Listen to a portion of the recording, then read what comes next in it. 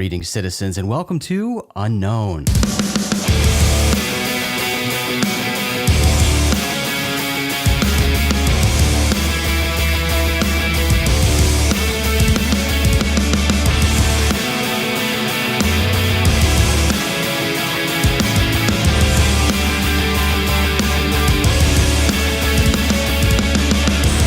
I'm Jason McClellan. I'm here with Maureen Elsberry and Shane Hurd today. Thanks for hanging out with us. Unidentified, the new UFO show on history, brought to us by Tom DeLonge and his team of military, government, and aerospace insiders at To the Stars Academy, aired its second episode on Friday, June 7th. Today, we'll provide a brief recap of the episode, followed by our individual thoughts and opinions on the show. But first, let's get some announcements out of the way. We're just a couple weeks away from Alien Con. Alien Con takes place June 21st through the 23rd at the Los Angeles Convention Center in Los Angeles, California. Ryan Sprague and I are either presenting or participating in a wide range of programming at Alien Con LA. You can check out thealiencon.com for the event's full schedule and all the important details. If you haven't grabbed your tickets yet, use the code UNKNOWN to receive 10% off your purchase. And the Rogue Planet team will be hanging out at Alien Con all weekend, and we'd love to see you if you're going to be there. We'll be at the Scum and Villainy Cantina in Hollywood on the night of Friday, June 21st, as part of a larger Alien Con podcast mega meetup, which starts at 7 p.m. We'll post info about this meetup in the Rogue Planet Facebook group. We hope to see you there.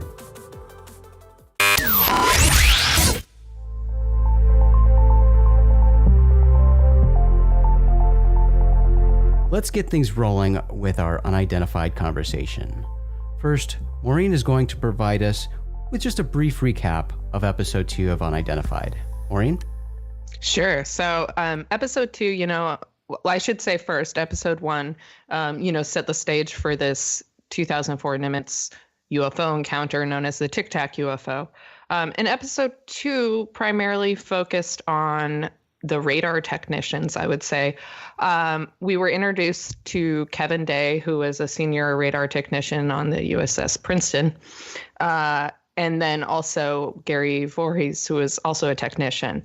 And they did the big reveal, even though, this has been in the news already, that this was not a singular event of one Tic Tac. It was a whole box of Tic Tacs, so to speak. And that it was Very nice. Event that occurred over 4 days, the period of 4 days. So Kevin Day claims that he was first spotted a bunch of these objects on his radar screen. For 4 days, he was watching them, and they were moving at weird speeds, kind of in formation.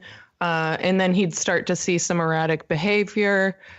Finally, he convinced his superior officer, hey, man, we should intercept these. Let's intercept one of these. And they got all excited. And so they then scrambled the jets, the F-18 fighter jets, and that's, as we know from episode 1, we reviewed the pilot testimony that they spotted this object hovering over a disturbance in the water. So this other testimony from these radar technicians, different perspective, different form of sighting. Then we have, we learned that it was also spotted on sonar, that an object had dived into the water and that was going over 70 knots underwater near a nuclear submarine. So, and that's definitely double the speed of any known underwater craft we have. And I think that, it's interesting. So we get all these different perspectives and we're getting a more complete picture of what happened. And the whole stress of the episode 2 was we're revealing a bit of government cover up. So you have Kevin Day, who says that all of the radar information disappeared. He can't find any communication from that day, which that's not something that would normally happen. This stuff is logged and kept for future reference. And he doesn't know what happened to it. Said, I don't know why, I don't know where. And then we meet Gary, who says that a mysterious helicopter came and told him to destroy all the data. So this is the reveal of like, oh, the government's trying to cover something up here. We don't know who it was. We don't know where it was taken. Some people have doubted this guy's testimony, I know, but this is it's supposed to be the big reveal, that these objects are doing something weird near Catalina Island. That's where they disappeared. And so we've got Lou Elizondo, who goes to Catalina Island and not discovers, they're known military bunkers and activity going on in that area. So we're starting to get a bigger picture of this one specific event and the investigations into it that ATIP was looking into, and now they're trying to figure out whether these objects are hostile, if they're from, another country's advanced military. Like, how did this technology happen? What are these things? They are, you would think a threat if they are hostile. That I believe the phrase was, if these are hostile, we're screwed. So that's kind of where we're at. Now we're leading up to going to investigate the latitude and longitude that Kevin Day provided the team with, which is an underwater. We see the preview that they're going to go out on a ship and investigate these areas. This is obviously like typical of this type of show. And also, I will say one more thing. Sorry, I'm going on a tangent. We do get one little debunking thing in terms of I shouldn't say debunking, but they were able to rule out NASA was testing X-43, which is was experimental unmanned hypersonic aircraft. But the top speed of this object, or the unmanned craft, was only over 7,000 miles per hour. When we hear from Kevin Day, he estimates the speed of these objects. They were dropping mass velocity at speeds upwards of 24,000 miles per hour.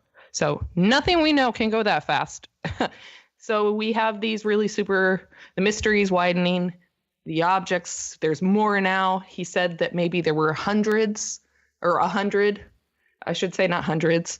That's where we're left off. We're still just doing this little investigation with them on this one event still. It was raining UFOs. Yeah, it was an interesting thing to hear him say, and that's just kind of mind-boggling to think about. And it was kind of cool when it wasn't Lou, was it? No, I think it was Chris Mellon who asked him, or was it Lou? Who asked him to draw on the paper what he saw on the scope. That was Lou. Okay. That was Lou. Yeah. So when Lou did that, and just seeing all these UFOs, and when he described it, he said it was, hundreds, and it was raining UFOs. That paints quite a picture in your mind. Pretty bizarre. So the introduction to Kevin Day, this is really cool. And anybody following this story closely has probably heard of Kevin Day before. And Shane and I got to meet Kevin in Laughlin at the UFO MegaCon recently. And we got to see his presentation too, when he was talking on stage. And you really got to get a sense of the emotion that he still has when he tells the story. And that came out a little bit on the episode of Unidentified. But Shane, what did you make of Kevin when you met him personally?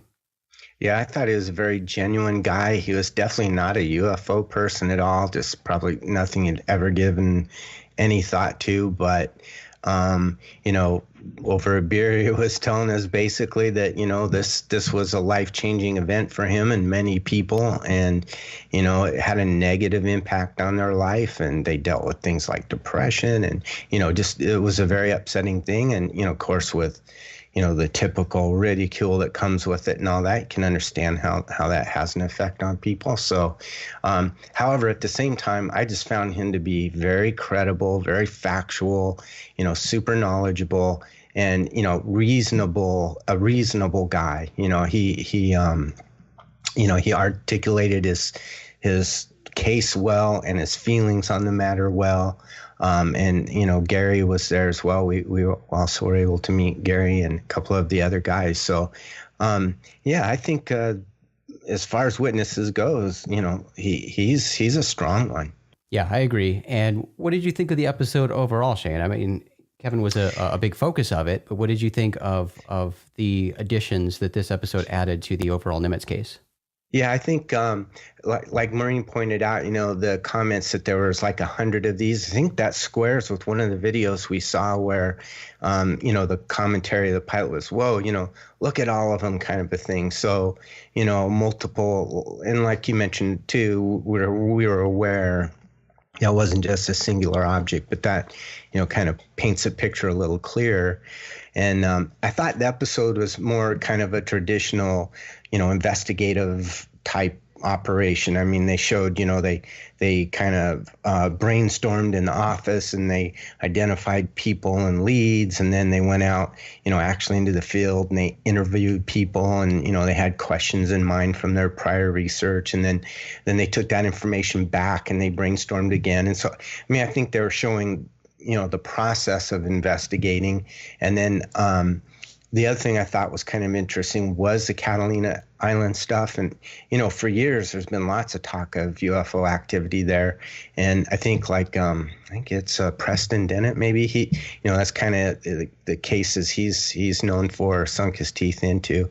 And, it just kind of adds some credibility there is really what is going on in that area that there's this attraction or whatever. And I think Lou said, is Catalina Island attracting them? Is it, is there some strategic importance other than obvious military for us? And, they have communications towers out there, and, it's about 50 miles off the LA coast. So, you can understand its strategic position in that way. But I thought that was kind of fascinating and not something I really had prior connected to the Nimitz case. So I thought that was really interesting.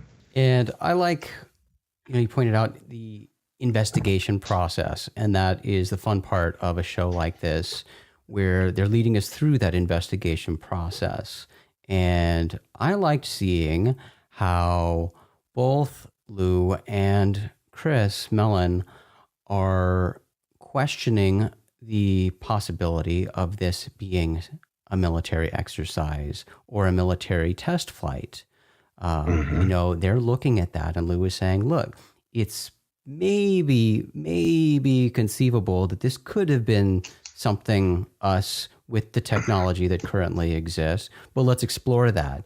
And they're going through these things, trying to recognize if that could potentially explain what happened, and if not, being able to eliminate that from the possibility.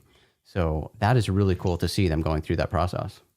Yeah, and they definitely, I think, in within this military testing, like, is it conceivable that we were testing super secret aircraft while also running training exercises? And they stress the point of not everyone gets to know everything. Yeah, that was really important. There may be one or two people privy to this information, but this would be rare that there would be the intersection of our own technology. And when I say our own, I mean the U.S., not foreign military technology. So, yeah, did this, secret testing intersect with this other routine operation that disrupted it so much that they said, no, we're actually going to end training and we're going to do some real world operations here.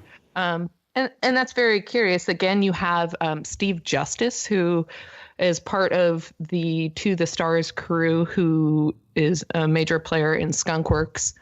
And you have him saying, I'm not going to reveal anything about top secret aircraft. Like, I can't. That's obviously need to know information. And the television show is not need to know in that sense. So, but you can sense he's like very, very watching every single word he says. He's like, I'm not going to talk about that. And all these guys have to do that, right? Because they still have clearances. They can't talk about any. And we saw Lou again in this, talking to witnesses about not talking about anything that's top secret.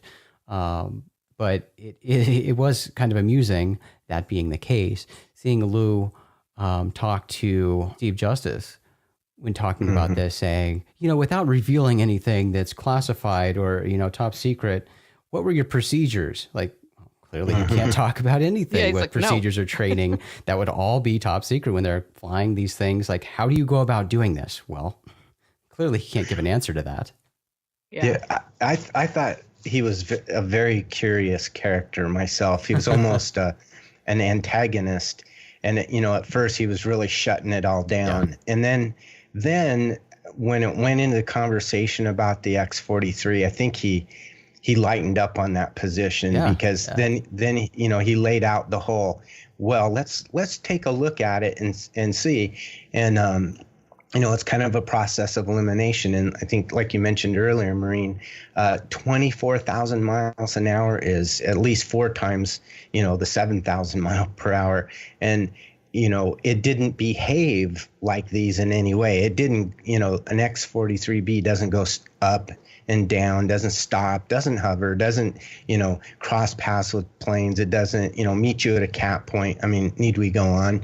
So it was almost like that traditional UFO show tactic that's gone on in the past, where they make this mysterious case and then they, wrap it all up in a neat little bow because it was a misunderstanding. But it didn't go that way. It looked like it was going to head that way. And then they said, but actually, that is not a good candidate, as an explanation for this. So I thought that was kind of interesting. I got a little confused there for a minute, but then I figured out what they were pointing at the end. Yeah.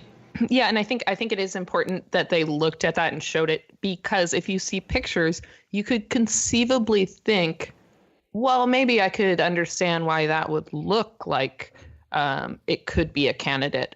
And it was during the same time of the testing, and they analyzed that, and I think that's great. But also, clearly, it does not explain the testimony of Kevin Day, who said there were 100 of these objects. It was one singular unmanned aircraft that was flying above, and it does not account for anything happening underwater. So I think the sonar aspect is very interesting, because now it ties together the churning, hovering object that the pilot saw, with now learning that something actually went underwater and was traveling at very high rates of speed underwater as well. So these are objects that are mastering air and water, which then leads to even more potential for this to be a super, super dangerous object to us. Right now, it seems like, obviously, we've had 15 years pass and have not been attacked by these tic tacs, so to speak. Good point. Yeah. But does that mean that there's not potential? If this was, 15 years ago, and this technology, we haven't seen anything like this technology hit any military operation at this point in time around the world. So that, I think, adds a little bit more mystery, because, if you look at the history of secret black budget projects and black budget aircraft, we tend to see these revealed to us after a certain point in time. And especially if this much information is coming out about it, eventually that's going to end up as declassified information that the public is privy to, if you do your research a little bit, So I think this is really weighs in on whether or not this technology could be of earthly origin, or whether there is some other, at this point in time, you have on the show, they're saying too, we're not saying this is, I think Lou Elizondo said little green men, but that he's not saying this is extraterrestrial in origin yet. And we know that, and that's how it should be approached as well. Well, like, you'd never say definitely aliens until we rule out any rational explanation. But right now, this is a big mystery. Well, and to that point, Maureen, something that added a little more mystery for me in this recent episode was that comment by Lou and Shane with the technical capabilities that you pointed out, the characteristics observed by these objects, and with Lou saying it's maybe conceivable, with the technology that currently exists, that maybe we're behind this. Like, that was a surprising statement, right? Yeah. What technology does he know about that can do all of these crazy things? That is a good point. And that's kind of terrifying to think about as well. Right? Because he made that comment. And then there's Steve Justice, who's worked on probably the craziest stuff that we have. And he said, yeah, we can't do that. So, it raises more questions. Yeah. I mean, who do you believe? Well, and this is what an investigation in real life is like. You don't have enough data to, confidently say it is X or Y at first. I mean, it takes time to develop that. And I think that it's important that they do that due diligence and question, and run down that path till it's complete, till it, you've eliminated it completely, being is it a secret device of our own. But the other thing, it was kind of new to me, I think, in that they had a sub in that training event, and that they had sonar of an object underwater. I had not picked up on that earlier. Or was that out there before and I just missed it, or was that just revealed in the show? I didn't hear about it prior. I don't think I'd heard about that either, but something else that they threw in this time, and this is something else that, as objective viewers and observers of this whole thing, we have to watch every little thing and consider it and understand that this is a TV show and not getting nefarious or conspiratorial at all, but TV shows are steering a story a certain direction, and they're telling a story. So you have to look and see what story is being told here. And with this information, we also in this episode saw the return of the wingman pilot, who stated that when she saw this disturbance in the water, her initial reaction was she thought it was a submarine that had surfaced and launched something from the submarine. Mm-hmm. And now we hear that there was a submarine in the area. That's interesting. But talking about the storytelling, we're seeing again in this episode, and with the headlines that have been tied to this show, I think we're getting a clearer picture of a larger theme and a motive here behind all this, and that is diminishing the ridicule factor with this topic. Yeah. I heard that brought up many times again in this episode. People not talking because they didn't want to be ridiculed. They didn't want to lose their jobs. They didn't want to be labeled a weirdo. So that is coming up again and again, and I think that's going to be the overarching theme of this entire series. If nothing else comes of it, that's it. And, with me, I would be very happy with that, because you know how I feel about destigmatizing this topic and getting people to be able to realize the reality of the situation and have intelligent conversations about it. And we certainly hope that our military is very concerned about unidentified objects in the sky and want people to report them so they can look into them. I think that's a great point. And this is a little tricky maybe for outside people who have not been in this field for so long. We've spent a lot of time in this field and know that it's totally normal to talk about this kind of stuff. At least I feel like that. I think I'm a normal person. If an object is unidentified, you shouldn't be, feel like you cannot report it. Nobody should be, I should say, in intelligent conversations like this, like you said, in real world military pilots and other people spotting these objects. If it's unknown, it's unknown. And it shouldn't be a thing where you are ridiculed for not knowing what something is. So again, I agree. I was going to say, but I think one of the things accomplished by TTSA are two things. The main thing in my mind is, first, revelation of a UFO program by the government, right? They denied that since '69. So I think that's the biggest thing that's been accomplished so far. But secondly is the reduction of that ridicule factor. And that is so huge. I mean, we've all personally experienced it. We know many people who have. But if you even go back and look at, the story of Kevin Day and Voorhees and Turner and, all of these guys, it negatively impacted their life. This is the source of that emotion, was the ridicule. And again, these are extremely highly qualified professional people who dedicate their lives to their, technician skills and to, serving our country and protecting us, all in, more in than, the average person.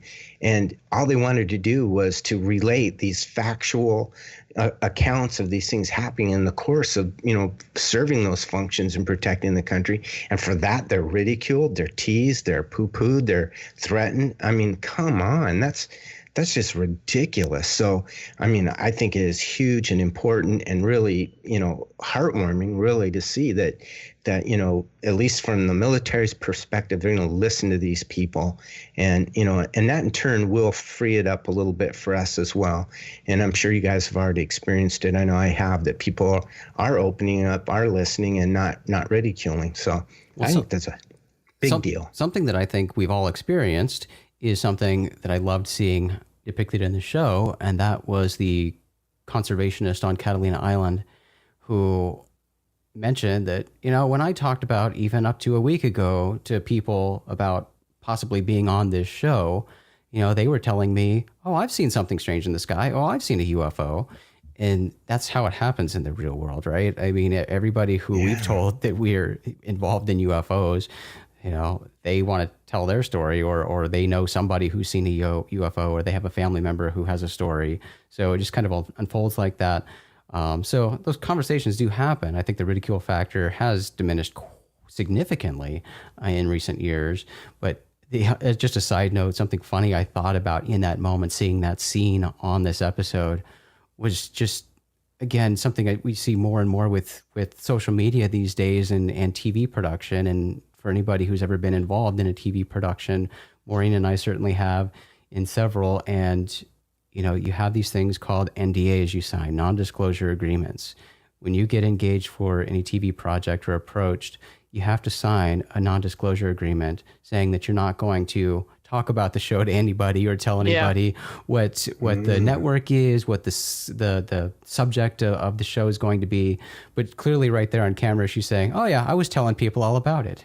I literally had the exact same thought when I watched that clip. Yeah. I was like, oh, interesting. She's going around telling everyone she's going to be on a TV show. Yep. That's funny. I noticed that comment. In fact, my wife watched it with me and, she's not really too much into this, but I told her, you got to watch this. So she did, but she picked up on that too. She said that lady almost looks like a little embarrassed, but you can also tell that, she had this experience and that, people are talking to her and it's a surprise that she stated that on the show. Now we're not aware of the NDAs per se like you guys are, but and again it goes back to that ridicule factor that it's even being overcome for people who are second, third, fourth tier down from being involved directly.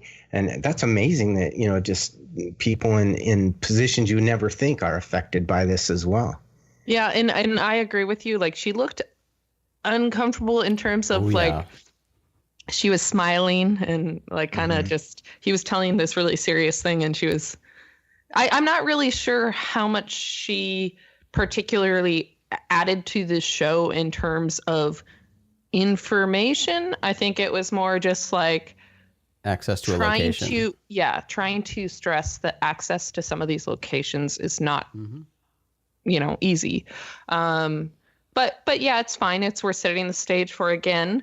And this is interesting. I'm gonna say something a little crazy. That's surprising. No. And it's not that crazy. It's just, there was so much news and drama about the West Coast of California for, a couple of years with this stupid, sorry, I shouldn't say stupid.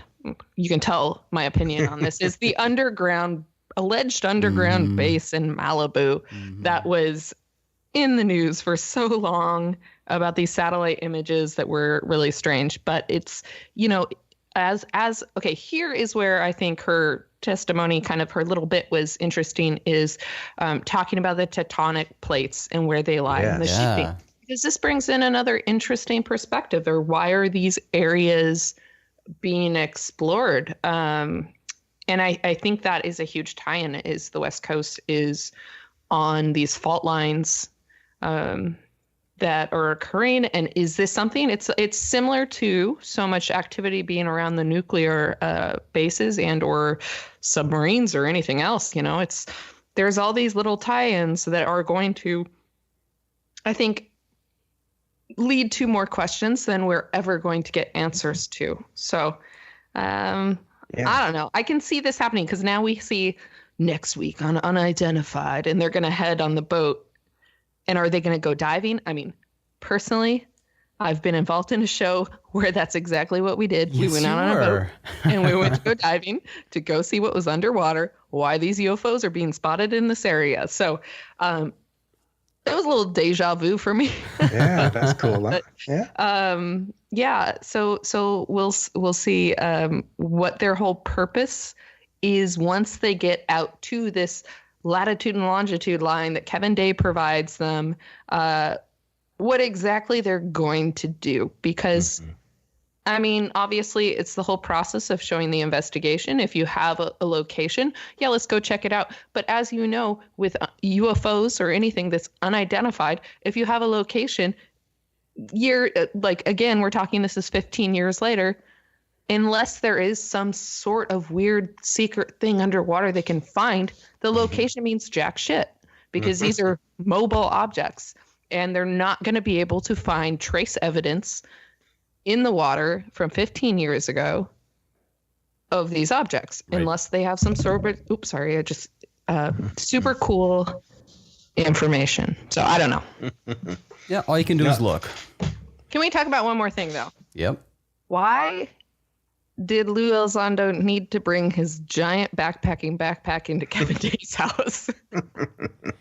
He loves traveling with that thing, right? Yeah. Yeah. I just feel like he's we going just see backpacking so into the much dude's of house. Yeah. Yeah, can you leave it in the car? I was really curious about why that was, because I feel like we saw his backpack highlighted multiple times in the first episode, and then we see it again here when he's going in with Tom DeLonge. Like, get a nice little small satchel. It'd be great. It's TV, Maureen. You know it. They saw it and they're all, hey, what? Can you bring that with you? I think no kidding. They want him to look like a rough military guy, like rugged. Yeah. Yeah, it does give a military connotation, right? I mean, that's probably what's behind that. But it is a TV show, and there is an artistic, factor to it, and I'm sure this is well thought out, right? You guys know that. The entertainment aspect behind it, we know, and that's just the way TV is, and this is how they have to do it.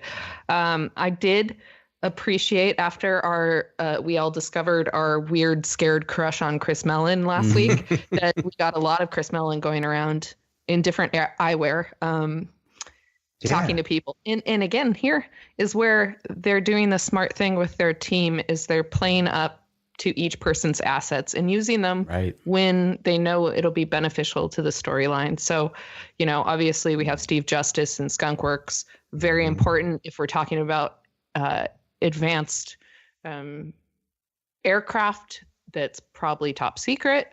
We've got, Chris Mellon, who they decided, I think he would best be suited to interview this person. Yeah. And then you had Lou and Tom DeLonge interview Kevin Day. I think it was they chose Chris Mellon to interview Gary because they were leading into that government cover-up comment. So, yeah, that makes sense. It feels like I know what they're doing, but again, I don't know the answers to the mystery of this story. So you've got that TV knowledge, and it's fun to watch, like, through that lens. And like, I even find myself looking at the creative editing and stuff too, like with the woman on Catalina, right? With her, that just kind of awkward facial expression she had when Lou was talking. I wonder if that was actually during him talking about, there have been a lot of incidents here, or if it was just, B-roll they were shooting at some random time when they were standing around. And and then they edited in because it looked. They were probably telling her, we heard you were talking about this show and you weren't supposed to. See what you signed here? Awkward smile. Yeah.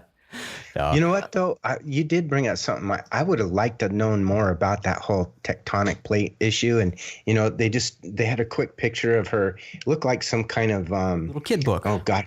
A book or something. But, you moved the pages and it showed the different plates moving stuff. I mean, I'm kind of a technical guy in a lot of ways. So I'm like, hey, I want to know more about that. So I'm going to look that stuff up, actually. And it might be related, Yeah. And I think that we'll see more of that. I think that's a lead in to future episodes. And, and this begs the question, and maybe this and I just have not paid attention, is season 1 only going to be an investigation of the Tic Tac UFO case? As far Or as I know, it's are not they going to supposed to tackle be. anything else? Yeah. So, Well- so that, I mean, because we know we have the gimbal and the go Yeah. fast, Mhm. everything videos that have already been publicly released. But are they going to get into those, or are they? I feel like it's going to be those 3 videos, Yeah. if anything, that are covered in this. We're not going to see anything that hasn't, because other information has not been declassified yet. So, Right. but how long is this one particular case going to be investigated? Because we know that it's going to be next episode 2, and it's a 6-episode first season. So Yeah, it's true, and they could be using that as bait too, right? I mean, see how much they can milk with this one video, essentially, as their primer to ATIP. See what the response is with these 6 episodes, and then get a full series order of like 13 episodes or something. yeah, well, After that.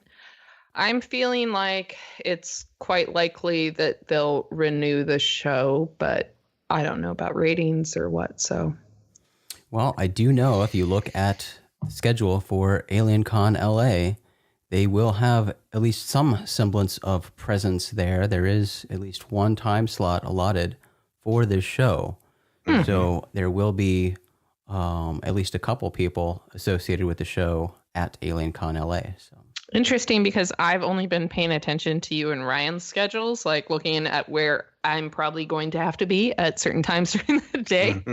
But I haven't looked at the rest of the programming. And it's continuing to be updated, it seems, daily. It's a lot of stuff's changing, even a lot of stuff is moving around. So if you have looked at the schedule and you're hoping to plan your time at AlienCon and you want to come and see some of our stuff, do keep checking the schedule, because that stuff has changed. And even the stuff that we talked about last week when things were taking place, some of that's already changed. So Yeah. Well, you can and download the AlienCon app and Yes, then and I on will your phone, and then and you can stay current that way. right. Ooh, You I can need to do favorite that. you can favorite sessions that you're interested in and set reminders, so when those are Yep. coming up, you'll be notified. But also the cool thing about the app, and Ryan and I both had this experience with AlienCon Baltimore, is the app is really well done, and what they've really created this thing to do is create sort of an AlienCon community at the event, because it has a very active, essentially like message board, really. Yeah, Where people are yeah. just having a conversation. People are asking questions like, oh yeah, what hotel are you staying in? Or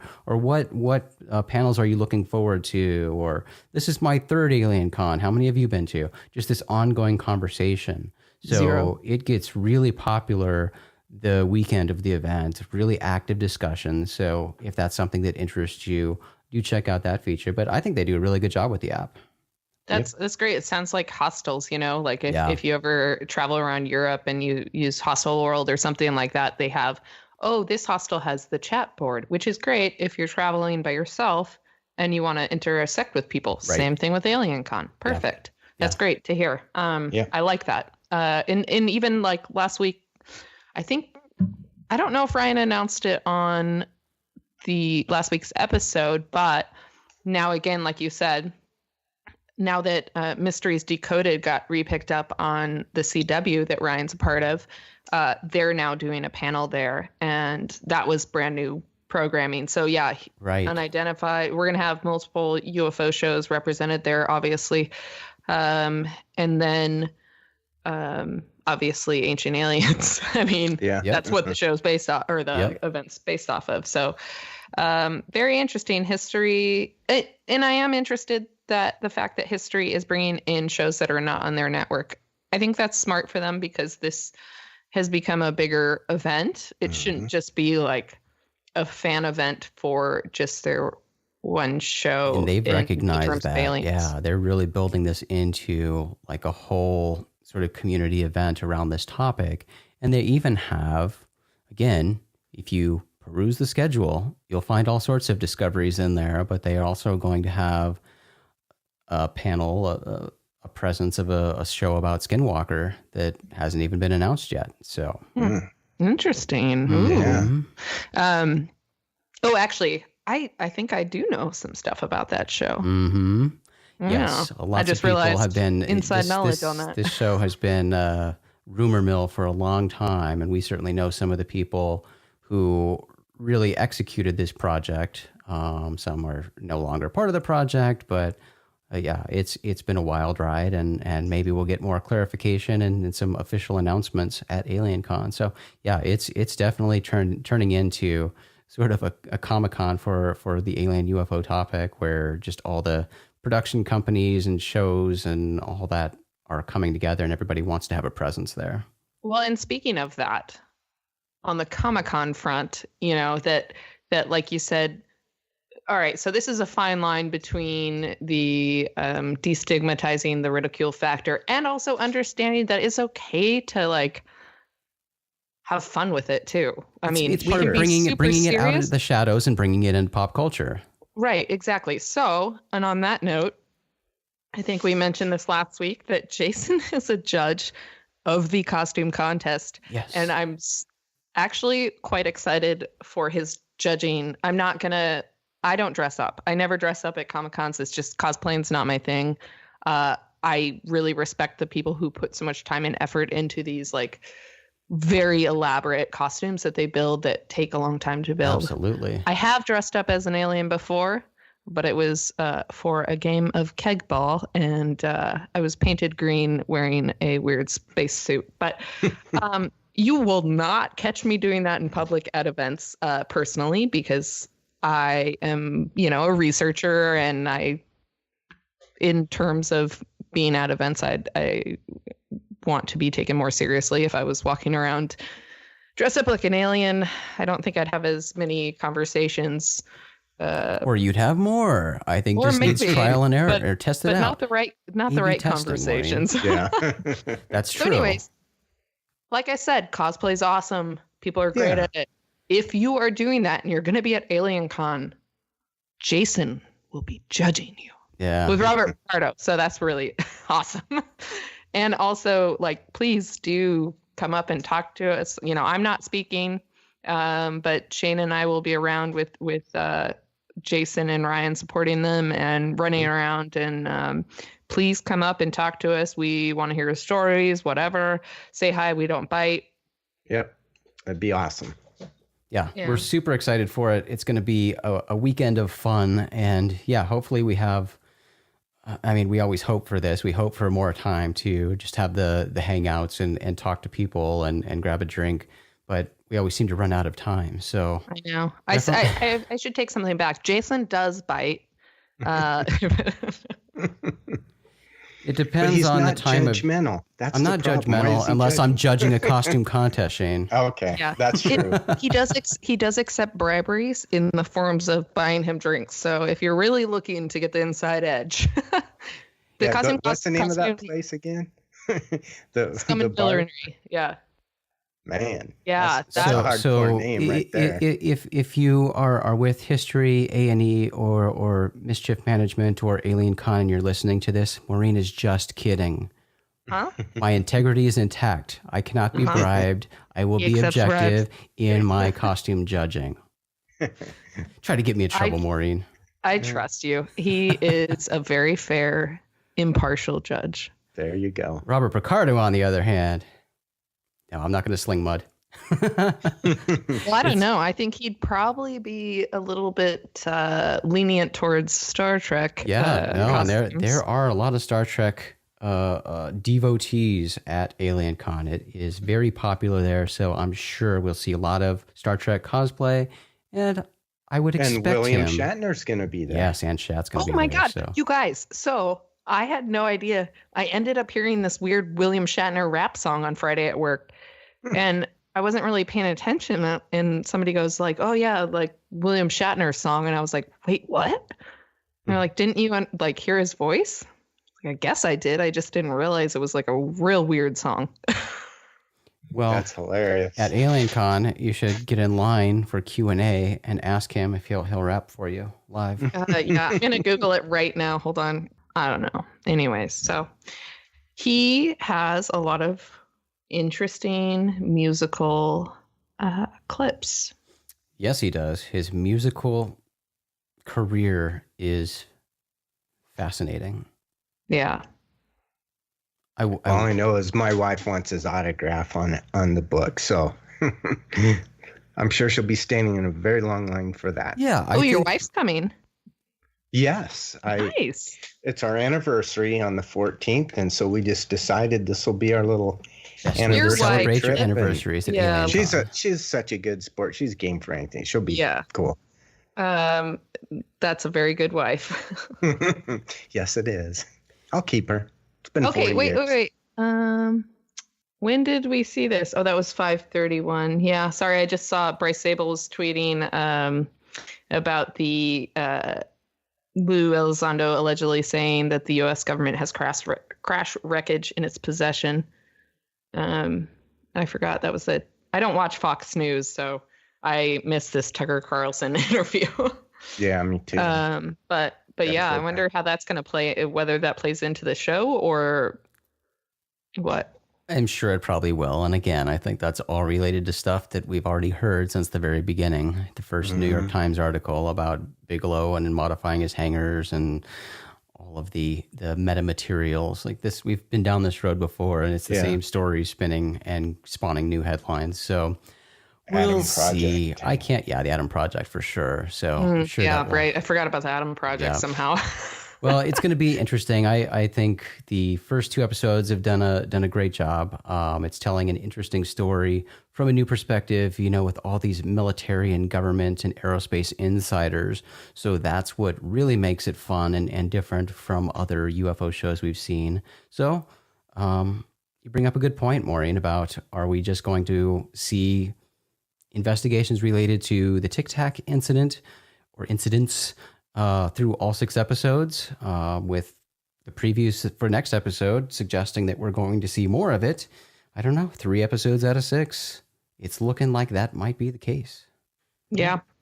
I think that might be the central core of this season. Maybe we're going to get one serious look, but again, like you said, we've talked about prior, at the close of each episode, they have, if you are a military person who has seen a UFO, please contact us. Yep. So they're building up other total non-related cases. We know that. Yeah. Because it's not necessarily like, one of the persons involved in the Tic Tac or the gimbal or what have you. It's any UFO. General. If you have seen something unidentified, contact them. I would be selfish and say, instead, contact us. But no, I'm sure they're doing a good job of, again, we have, whether this is a misinformation campaign or not, it has been in the news nonstop. But outside of the rumor mill and what's going on and if everyone says, what they say is who they are and all this kind of good stuff, we are approaching this with, they are making waves and good stuff's happening, at least in terms of, like you said, destigmatizing and talking about it. So I look forward to the rest of the season, I guess. I'm interested to see. In my opinion, I'm guessing we're going to have no real answers at the end of this, like usual, because this is such a giant mystery. So I don't know. It'll be interesting to see how it's all wrapped up. We're still several episodes away from that, but we'll just have to keep watching. It's fun, and I look forward to the next episode and ultimately the finale to see where we wind up. But I suspect more is coming. Oh yeah. Yeah. Well, citizens, as we wrap up this episode, I invite you to come join us in the Rogue Planet Facebook group at facebook.com/groups/Rogue Planet. We'd love to hear your thoughts on the second episode of Unidentified or anything else UFO related that's on your mind. You can find more episodes of Unknown on Apple Podcasts, Stitcher, Google Play, iHeartRadio, and YouTube. Subscribe on your favorite podcast provider so you're notified when we publish new episodes. And if you haven't done it already, do us a big favor and take a minute to rate and review Unknown on your favorite podcast platform. You can always find this show at rogueplanet.tv because Unknown is a Rogue Planet production. RoguePlanet.tv is your home for all the strange. Big thanks to our talented friend and fellow Rogue Planeteer Caleb Hanks for the show's intro and outro music. Check out all his work at theclerkchronicles.com. Thanks again for hanging out with us today. I'm Jason McClellan. I'm Maureen Elsberry. And I'm Shane Hurd. Do us a favor, friends. Always treat the UFO subject with the cautious and responsible skepticism it deserves. Question everything. Have the courage to form your own opinions. Keep truth as the focus of your quest, even if the truth conflicts with your opinions. And, of course, stay strange.